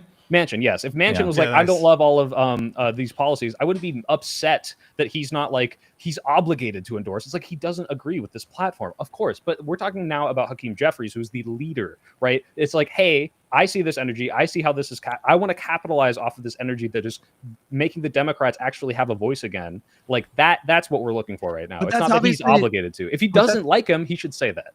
But that's obviously not his calculation. What's the I know- calculation? I know. What's the Because if benefit? He doesn't want to like capitalize. I know on you the think it energy. should be the soy pill, but it isn't. Have you thought about that? Okay, so He, you said he obviously is not comfortable with the direction that Mamdani might take the party. Like I think that everybody can understand that that's what's going on here. So it stands to reason that he wouldn't endorse him. Okay, so it stands to reason if you don't think that Kamala Harris is the right approach to the party that you should endorse her. Fair? Sure, go for it. No, that's different. No, Progressives are obligated to endorse moderates, but moderates are not Come on, obligated to we were endorse talking all this progressives. shit. We're talking all this shit in the context of the national election That because the only alternative became is relevant because of this election. Like the fact that he didn't endorse her, who gives a fuck? But like now that You now- give a now that fuck. he- I now care. That, now that I care. he's I think he running, should've. now that I'm he's running consistent. as mayor, and then you have like people acting like he's owed everyone's endorsements when he couldn't be bothered to do the most No. fucking The question is the straightforward following. The question is the endorsement following. ever. Would you have a problem if someone, a Democrat who is more focused on state politics, doesn't really have a stake as much in the national election, if they said something like, "I don't like the direction that the party is going into under Kamala Harris, and so I'm not going to endorse. I'll vote, but I'm not going to endorse." I just told you that's a specific I don't like the direct. I agree that rhetoric would be bad. If someone just if a Democratic politician just neutrally says like I want to sit this one out, I don't want to do an endorsement. This happens all the fucking time in the party. We This is had not problems. We had abnormal. problems with fucking Chappell Roan when she didn't endorse Kamala Harris. we Okay, had so problems with. does this apply to every mayor's race with a population above like This 5 is million? different. Like, Come what are we on, doing? Hutch, The this is reason we're talking about it is because he's a nationwide famous figure with an unprecedented amount of momentum. This isn't like every single mayor race in every single city across And the it's New country. York City. It's the fucking center of financial and global. Like It's a big apple. It's a big apple. What are you talking Los about? Angeles? Walking here. When the next Los Angeles mayoral election comes along, are you going to be like demanding that everybody endorse her? No. The Democratic If it candidate, gets this yes. big, yeah. The Democratic candidate, 100% it would. If the options on offer were parallel in the California case, you better believe it that I'm going to call on California Democrats to close ranks and support the Democrat. That was our entire argument for Kamala. And listen, that is not how this works. It just doesn't. Maybe I'm different because I like to work in the world as it is. I like to just like treat things as they are in the world and not I use facts, get hung and you up guys are on using like your these feelings. aspirational goals that you guys have for the party. But I'm telling I'm you, just foreseeing. I'm just foreseeing the conversations that we're gonna have in 2 years, and these clips are gonna be thrown back in my face. Like, hey, Josiah, they hey, didn't listen, support our guy. yeah, you want people to back your specific candidate, or you want them to back the Democrat here, here, and here. But what about your fucking co-host Hutch? What about your buddy Hutch? This is such a silly conflation of New York's mayor's race with the president of the United States, and you think these things are analogous? Bro, it could be a Seriously? different position, and you'd be like, oh, so you It's expect them not to the endorse same on a thing. waning gibbous moon? What I mean, about a like, come federal on, office? What about a federal office? Let's say it's a senator, or it's a governor, or That's not the same thing either. Yes. Why? So the New York mayoralty. Why is the senator's race different from a presidential race? No. They're different races. They have different implications, but it's not the presidency, right? So if all of a sudden, if Jeffries didn't endorse a Democratic candidate for House of Representatives, would you have a problem with that? Was it just because it's under his purview? Wait, ask the question again. Hold on. Okay, so if there were a Democratic nominee for House of Rep, it's one district in one state, and that guy's like a Mamdani type, and Hakeem Jeffries doesn't endorse. Let's say it's a very prominent and famous race in a district. Would you have a problem with that? I would have a problem with that. I would not have a problem with that if he didn't endorse, because this happens all the fucking So time. the vote blue, no matter who, it only applies to the national office, to the presidency. Is that right? There's voting and then there's endorsing. Does it only apply? Does the vote blue? Pisco, I have to say, because I'm with Hutch on the idea of like, I don't think the leader of the Democrats has to endorse every single Democratic candidate, especially if it's not even in the general yet, right? Like maybe there are positions that he doesn't agree with. The reason this is different is not because, the mayoral race is exactly the same as the president. Obviously, those are different, Hutch. I think you're equivocating when you say that we think these things are the same, because we don't. It's because Mamdani has an unprecedented movement and momentum akin to Bernie Sanders, although he was in the general and this is a mayoral race, that is giving the Democrats new life. That is like after 6 months of just the turmoil of the Trump campaign, people finally have hope that the Democratic platform can change to something a little more progressive, or at least give people a direction to go in. And that's fine if he doesn't agree with everything in there. And like I said, and I'm sure maybe Pisco and Josiah can agree with me, we're not 1-to-1, 100% like the same politics as Mamdani. We're not, no.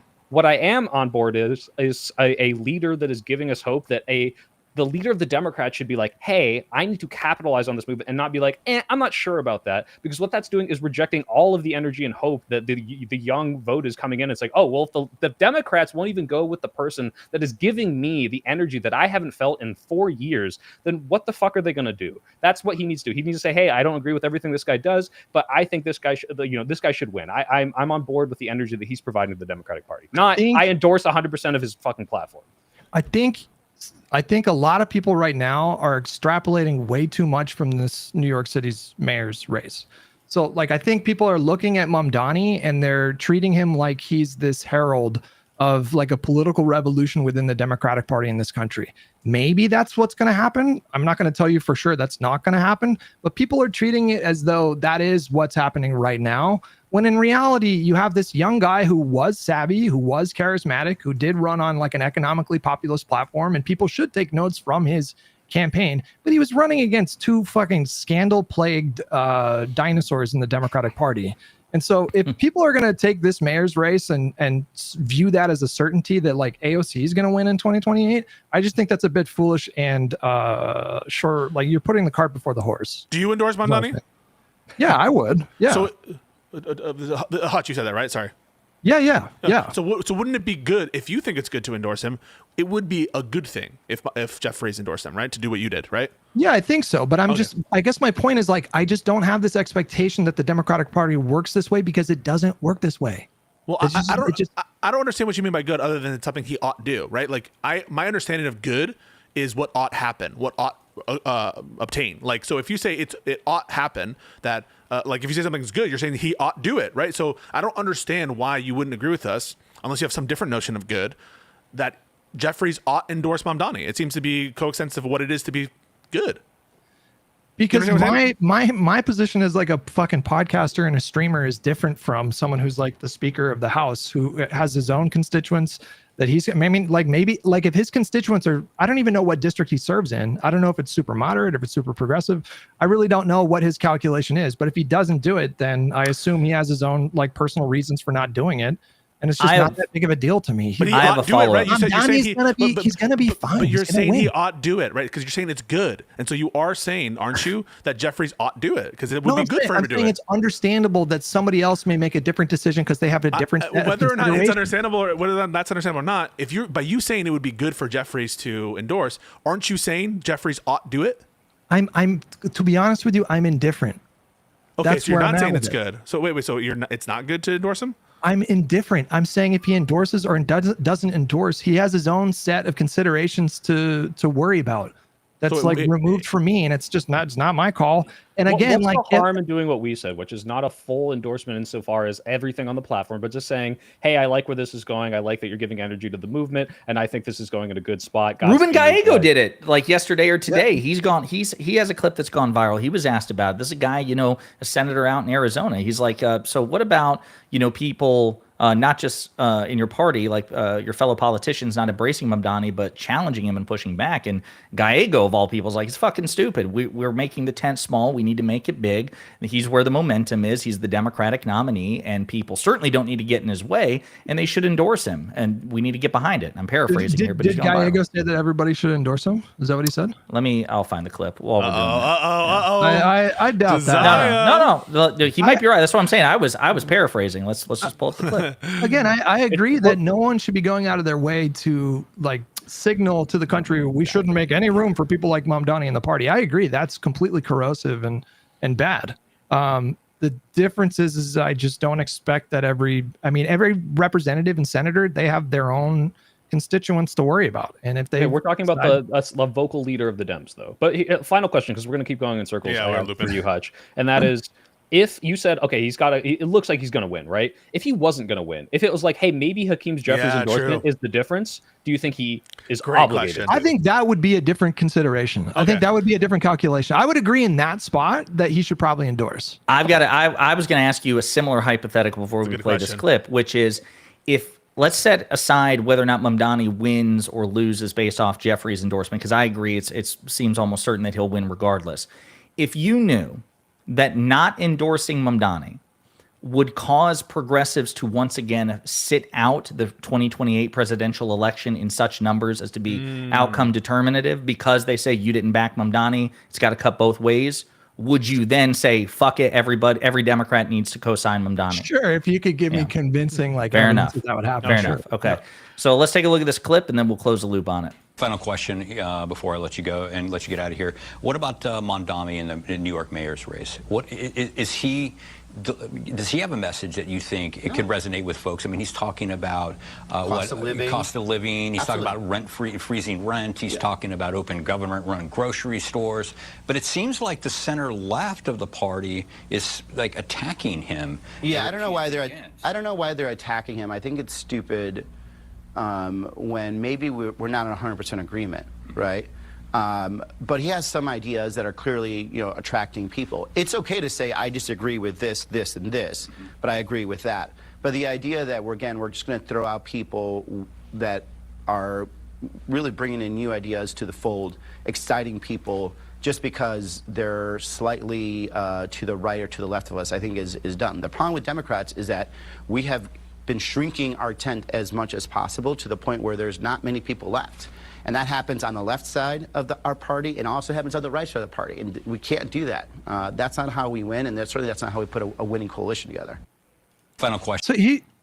So he's not demanding that people endorse there, to be clear. He's just saying don't like shit talk him and say he's not welcome in the party. Let me say one final thing, and then you guys can decide if you want to respond. But I think what's going on with Mamdani, it's almost like a proxy fight, I think. because I think the progressives right now are really Can you gearing clarify up, real like- quick about the? Do you agree with everything Gallego said here? Yeah, And- absolutely. Yeah, he agree just with did, that. yeah. 100%. Okay, just yeah. want to make sure. Okay. 100% I agree with that. But I think the progressives in this country are treating the Mamdani thing like a proxy fight, in that they're really gearing up to try to do like a big takeover in 2026 and 2028. They're, Israel is one of the things that they're using to make like do like a lightning rod issue.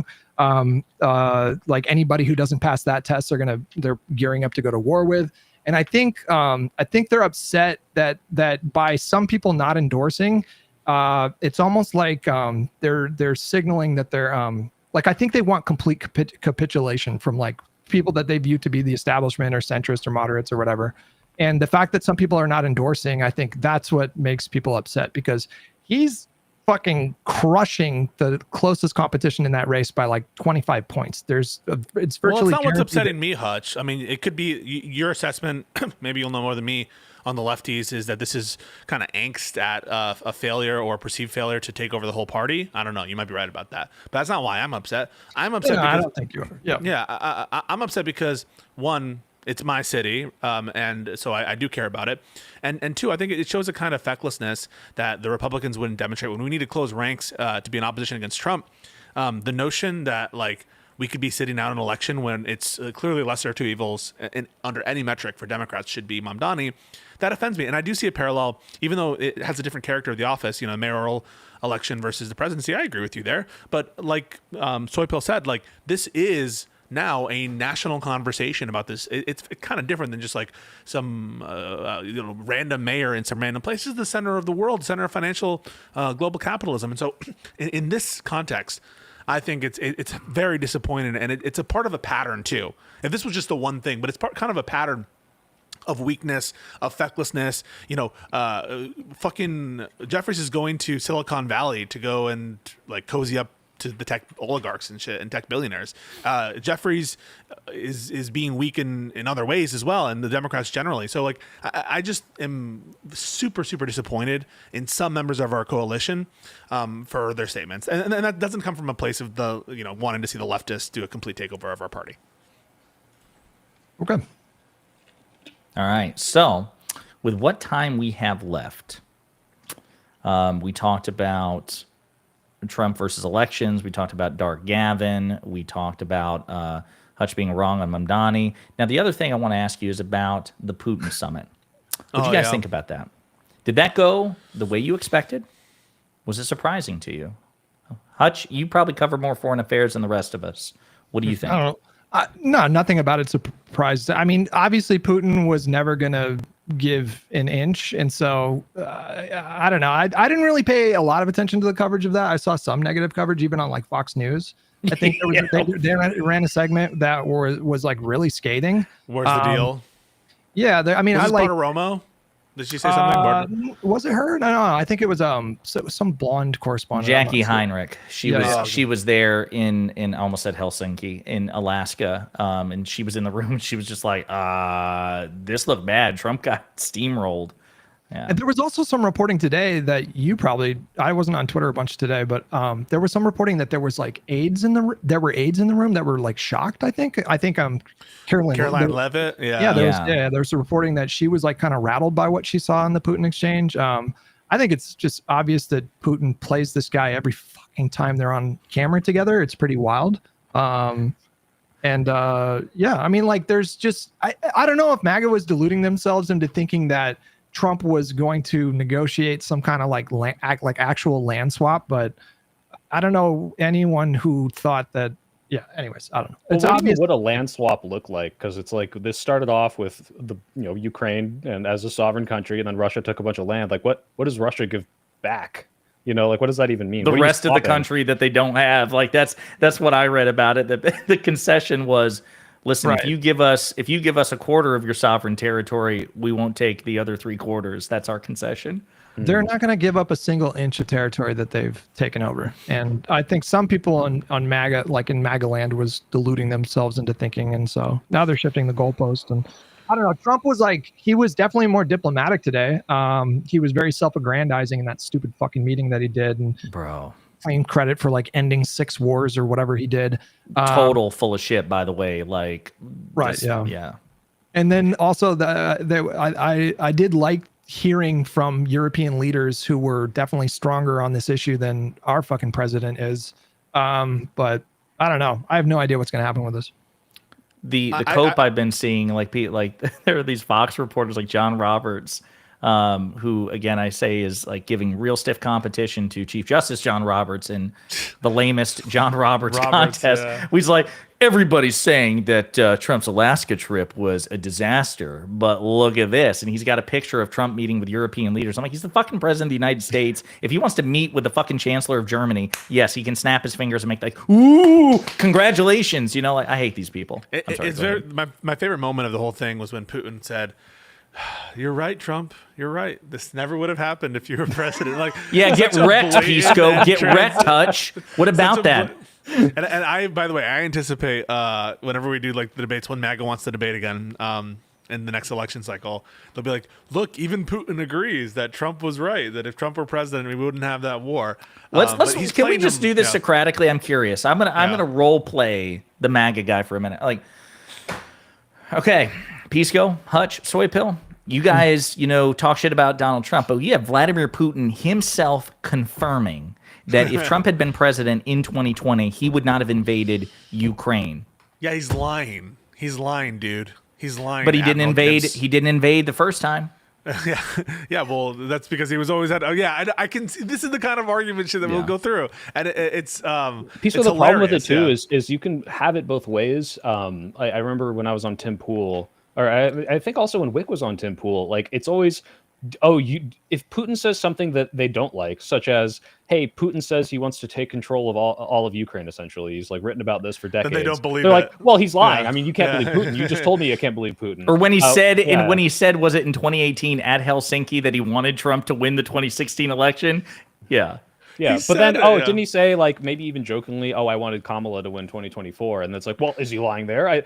She's the Russian candidate. So it's kind of like you can't really use Putin as his word as an argument in either direction, because they're going to be able to obfuscate in either way. You have to look at the actions. And it's like, okay, are the actions of the man who wants the guy who says, I'm going to defund the resistance to Putin's takeover to be president? That probably makes sense that he would want that guy and not the person who says, I will fund Ukraine until, I know Biden said, essentially blank check. Obviously, there's some point that would be a stopping point if, it got insane. But one of these people is way more pro-Ukraine. There's a reason he's saying this. There's a reason he's cozying up to Trump and the mail-in ballots are probably the reason you almost lost in 2020 or whatever. Like, it's all just feeding his ego because he can't give him a Qatari jet. So every time Putin and Trump like share some kind of a format together, it's just so fucking embarrassing as an American, because like it's so obvious. Like what makes Donald Trump, I think, like especially dangerous is that he's both like he's both a fragile narcissist and a fucking moron. And so it's a really dangerous combo, and it's super easy for someone like Putin to manipulate. And it's just everybody with fucking two brain cells to scrape together can see this guy just very obviously manipulating Donald Trump, like by flattery, telling him, like buying into his delusions about the mail-in ballots and the war wouldn't have even started. And Donald Trump has no fucking idea that he's being manipulated. And I have no confidence that anyone in his orbit is warning him about that. Do you think Putin does mail-in voting? Like that's that's a fucking annoying thing. Russia does mail-in voting. It's probably not worth a damn. That is probably rigged as fuck. But I was gonna say, like, if you brought up rigged elections to Trump, could you break through the shell? Like, do you think he like knows all the stories of the rigged elections, but he says like, Putin, he said I should have gotten 110% of the vote. Actually, frankly, I should have been getting way more. You gotta do that. You gotta do the hands. Like, that's awesome. Yeah. And they're taking. I saw them. They're in the little room. They're taking the ballots and they're putting them in the box. They're doing this, and it's fine. It's totally fine. He wins so much. I think Trump demands that kind of flattery from his underlings, but then when it's someone that he considers to be like more powerful than him, which I do think he thinks that way about Putin. Like, I don't think he looks down on Putin. Then I think he's just completely oblivious to the obvious attempts to manipulate him. Counterpoint: Piers Morgan, Hutch, and Pisco and Soy Pill fucking deal with this shit. Great to see such positive body language between Donald Trump and Vladimir Zelensky at the Oval Office today. No, but this is Zelensky manipulating Trump. Like, he knows how bad the last one went, and so he showed up. Wore a suit. He's wearing a little suit. He's like, Zelensky, I think, did a good job of like advocating for his country. Like that's a bit of a sacrifice. You have to sort of like demean yourself a little bit, but like. But no, I think he did the right thing there. So you know what he should have said? He should have also said, you know what? I think you did win the 2020 election. You should get rid of mail. Like he's probably. We have the emails that show it. We have the emails. Yeah. We haven't talked about Hunter Biden and Burisma. Do you still want that investigation into Hunter Biden and Burisma? We can make that happen. Oh, Zelensky should say that. What did you guys think of the MAGA talking point of like, oh, he showed Putin's who's boss. He flew a B-52 bomber or like a stealth bomber over. Like, what? These guys will clap at anything. It's like a fucking baby with keys. Yeah, it's like Putin knows they have bombers, and it's not like he was gonna like, like drop this bomb on both of us. I'll kill us right now. Like, what the fuck did you? What was that? Like, what did you think that would do? Like, I think on the contrary, something Putin did that was a little bit more of like a tough guy thing was when he was talking with Merkel. And he brought that dog in the room, knowing that she has like a phobia of dogs. Like that was actually like a kind of a fucked up big dick move. Little mind game, yeah. Yeah, but like, oh, hey, look at this bomber. Like, I don't know what's gonna happen. I don't know who's gonna die. Can I will tell you, because I forgot about that moment, but the one that still sticks out to me where I was like, oh, he is a comic book villain brought to life. Putin is when. Do you guys remember when Chris Wallace from Fox News landed that interview, that marquee interview with Putin in like 2018? Yeah. And Wallace, like, at one point was like, why do so many people who oppose you wind up dead? Like that was one of the standout moments. But another moment is Wallace is trying to wrap up the interview because he was told that they have a time frame. And so he starts to ask a question. He's like, and Mr. President, I understand that, you probably don't have the time for this. And Putin says, don't worry about time. I control time here. And I was just like, that's a fucking Bond villain line. You know what I mean? Like, I have the time stone. It is mine. I am the time stone. It reminds me of South Park when we have Saddam Hussein. He's like, relax, buddy. Like, look over here. Just take a seat. No, I think that these, whenever these dictators are asked these questions, they're used to fielding this shit. It doesn't bother them. And the fucking bomber thing is all theater for, like, I think some of the base to clap like seals. Oh my God, there was a bomber. Oh my God, there was a person holding a drone. We did a military parade, but none of it's real. There was a bunch of military soldiers on their knees rolling the red carpet out for a foreign dictator. Oh yeah, I guess that was a little yikes. MAGA saw the B-52 bomber and they thought that Putin's internal response was like, oh my God, look at all this like power in the sky. But really what Putin was thinking in that moment was like, this fucking idiot is trying to impress me with this stupid bullshit. Like he knew for sure what he was doing there. Well, no, I mean, because to was it Soy Pill's point where he's like, what are you going to do with that thing? Worst case scenario, what exactly do you think you're going to do with that? It's just Trump has the grenade vest from The Dark Knight. Yeah, he's got a suicide vest on. Blow this out of proportion. Well, on the actual substance, though, so like it looks like they're saying, at least Witkoff said, that they're Russia's agreeing or is possibly going to agree to some sort of like Article 5 like protections. And my question of all of this is like, okay, let's just say they did. Like, what does that mean? Like, how is that any different from the Budapest referendum? How is this like any different? Like, oh, we promise not to do this again. It looks like in this scenario that they're drawing up, the people who are more likely to have to invoke this Article 5 like thing, because they're not going to join NATO, is going to be Europe, which is, good that the people closest who have the most interest in defending them is going to help them militarily. But all that's saying is like, hey, like we're going to go build up our military, we'll stop for a while, and then we're going to try again, essentially. Like, why should we be taking this at face value at all? So the New York Times has a pretty interesting article about this. I thought it was decent. On the one hand, the sentiment in Ukraine isn't in favor of land swaps. It's something like, even though they want to end the war, obviously, 79%, something like that, oppose 75%, any kind of, yeah. Oh yeah, like, completely reject any ceding, yeah. Yeah, and they went into a little bit about the demands, even though they're kind of structured to look like they're doing concessions, because like, oh, we're only asking for like 2 territories, or they're limiting some of their requests according to Putin. They're asking for all of Donetsk, which that has some the portion that is under the control of Ukraine has some like very important massive fortifications, and so to give that up, it would remind you. I mean, like, I'm sorry to do the the classic Hitler comparison, but it reminds you a little bit of the fortifications in the Sudetenland when the Munich arrangement was done. So it would be a big ask to grant Putin's actual requests. And security guarantees, what are we talking about if it's not NATO? Like troops on the ground, European troops on the ground, American troops on the ground? And like, is that any better? Who the fuck cares? Trump said he wouldn't rule out American troops, right? I think I saw that. I thought I saw something like that, but I can't source the quote offhand. So as we wrap up here, because I've unfortunately, I really do have a hard out here. I just saw this. Did you guys see the MSNBC rebranding? Yeah. Well, this I'm about to show you. This just made me lol. This is hilarious. So as the cable news channel, MSNBC splits up with NBC News this year. It's now dropping the NBC from its name.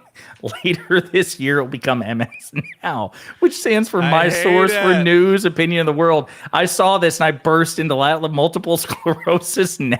What the fuck are they thinking? This is a shitty. This is a shitty logo. This is awful. It's awful. But we do have to close on one note of seriousness, because even though, obviously, especially here lately, we've had some stark disagreements. The soy pill, this is important for you. The final test, as it were, will be, what are your thoughts on the one thing that unites Hutch, Pisco, and myself, which is Ana Kasparian and Cenk Uygur? What do you think about them? You know, I never really liked the Young Turks. I watched them back in, funnily enough, 2014, there was a very rich kid, like son of a Fortune 500 CEO named It's Lavish Bitch. And he would troll people by like throwing stacks of $100 bills onto balloons and just letting it fly away because he just wanted to flaunt his wealth. And they covered that. And I was like, what is this weird tabloid journalism? This isn't anything I am interested in. Then I found out they did politics, and I wasn't really a big fan of their commentary. I didn't love it. But then Ana Kasparian started Zog posting, and that was when she won me over. So I'm now fully supporting of the insane 9/11 Israeli conspiracy posting. Ana Kasparian. No, I've never really been a big fan of any of them. The amount of deference and weight they will pull for the right wing, and then like completely shit on the Dems is absolutely abhorrent to me, where it's like, oh, you know, hey, like I'm willing to cross the bridge if the Trump camp is willing to like build bridges. And it's like, you know, I see the Pisco posts all the time where it's like, hey, Cenk, like this is what they're fucking doing. Are you going to denounce this? Is this the bridge? And it's like, no, actually today I want to shit on Democrats. It's like, fuck them. Okay, buddy. Like, this is ridiculous. They're not serious. And what Anna now has a podcast with who's this like former Democrat Jillian staffer? Michaels? No, not Lindy Lee. Lindy Lee. Yeah. Lindy Lee, yeah, who's just like, this is not. Oh, we know. Yeah, this is ridiculous. Like, these people should not be taken seriously. They and like Anna has been radicalized because like a homeless guy like assaulted her, and it's like, look, I'm from the Bay Area. If that's what's going to make you stop being a progressive, I don't know what to tell you. I get assaulted by homeless people on the way to the grocery store every day, and you just got to learn some judo, okay? Like, we can build more housing, get them out of there, and you don't have to turn into a fucking insane internet person. So no, I'm not a fan of Anna or Cenk at all. Yeah, that's my take on that. I hope that keeps me on, but that's my real opinion. I'm not going to lie for you. Well, Hutch, what do you think? What do you think? Does it keep him on? Is that a good answer? I co-sign. Yeah, I agree. Yeah. Okay. I want to say one other thing, though. I just saw that Cenk Uygur posted, I'm torn on Ukraine. On one hand, Trump has made a mess of the negotiations and Putin treats him like a beta. And the idea of taking Putin's suggestion for what to do with our voting system is ludicrous. But I like at least that he's trying to get to peace. Can you imagine, by the way, if someone said that about like Israel Palestine, when like, oh yeah, Palestinians should give up land for peace, and they should all leave they should leave Gaza in order to get achieve peace, and we should be okay with that. Like, to me, it's the brain rot I'm against war position. It's like, yeah, everyone doesn't like war. It's what are you seeding here? What's going to happen in the future? Like, this is I had to get on Tim Pool's case for this, because it's like, hey, like, oh, your Democrats are pro-war because they defend Ukraine. It's like, okay, are you pro-war because you would invoke Article 5 and you just got flashbanged? You like didn't even know how to answer that fucking question. It's like, yeah, like, there are reasons you commit violence and there's reasons you don't, and like, you can't just be anti-war. It's a brain rot like populist thing that Anna and Cenk are pulling right now. Yeah. Well, I know you have a heart out, Josiah, but I just want to say from the bottom of my heart, Soy Pill, thank you so much for taking this awesome mantle. Big shoes to fill, but you're the right guy in my opinion, and I just want to also do a little quick shout out to Econo Boy. Love you, buddy. Yeah. I will never replace him, but I will try to live up to his spirit, and I thank you guys for giving me the opportunity. Yeah, you have to start calling people. What is it? if I could just finish, you have to adapt that particular phrase. It's very versatile. You can use it in multiple instances. If I could just finish. Oh shit, he does say that all the time. And then you also have to say, I think dumb fuck. Like he says it very calmly, but he like will surgically deploy it. I think was it Hutch? Hutch described a convoy at one point, and I'm gonna fuck it up. You either called him like a silent killer or an assassin or something like that in a debate. So Convoy, yeah, he is. Yeah, he goes 0 to 100 real quick. Who's the baby-faced assassin? Is that Curry? You know what I'm talking about? If I shave, you'll see my baby Steph Curry. face, so. Baby-faced assassin. Sorry, go ahead. I'm sorry to interrupt. No, that was it. Just saying, like you have to adopt some of the Econoboy mannerisms. You don't have to do the.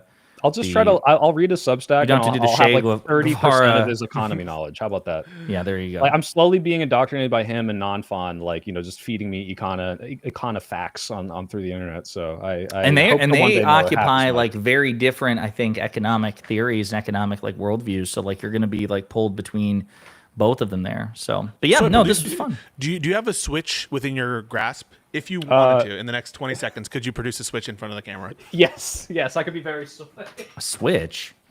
What? I can get him to do anything. Look at this. What the fuck is a switch? Nintendo Switch? You don't know what a switch is? Nintendo Switch, the game, right? I can't believe we just did this. Wow! Switch 2 even. In 15 My seconds. life is like a video game, as they say. Okay, yeah, sorry. I just wanted to see if you could do that, but great job. Is that like a reference to the thing? Is he like a Switch guy? I saw Mario, and I wanted to see if he were able to do a challenge and just produce a Switch within 20 seconds, and he did it. Yeah. Oh, okay. All right. Well, listen, this was fun. My wife's boyfriend bought it for me. Well, we do have to, obviously, as time goes on, given that we all reference our significant others and anything, if you're single, you're going to have to get one. That way there's total symmetry in the group. Okay, well, it doesn't have to go through our approval. You just need to find a partner so we can refer to your better half or significant other, something to think about. So that's your next assignment. But no, man, listen, in all seriousness, we appreciate you stepping up and doing this. And that's all I've got. So anybody else have anything? Hutch, Econoboy, or Hutch, Pisco. Oh, no. Do you guys have anything like in the pike as far as debates or? In the pike. I have something. I have a spear in the pike. In the pipe. Did I say pipe? There you go, pipe. No. I have a debate tomorrow with Ryan Mullally at 8:30 Eastern. You sleep through it? Shut up. At 8:30 Eastern about the Trump immunity decision. You all should watch it. Yeah. What time is it again? 8:30 Eastern Standard Time. Okay. You leave your VODs up, right? On the YouTube? On YouTube? Yeah. Okay. Yeah. Just go to the VOD playlist. Sometimes we unlist them, but they're always on the playlist. Hutch, what about you? Oh, okay. Sunday through Friday. 9:30 a.m. Took the day off today. Just did the pod today, but tomorrow we'll be starting at 9:30. You have no like specific marquee events coming up? Not that I can think of off the top of my head. No. Okay. All right. Soy pill. Yeah, my plug is my workout video is coming up very soon, and in fact, now that I'm a co-host, I'm going to make it my mission to make at least one of you as swole as me, if not swoller. I know Hutch said he was, but he hasn't proven it yet. So till then, I can only assume it's not true. But I'm also debating one of the Jubilee fascists on the 28th, but we'll have another. Nice. Wait, when you say the fascists, is that one of the ones that sparred the Mehdi Hassan people? Yeah. Nice. Okay, cool. All right, people, we're done. We'll see you next Monday, 7 p.m. Eastern. Please be sure to go to our constituent channels, like and subscribe. And thanks for joining. We'll see you soon. Stay cool, guys. Bye, guys. Later.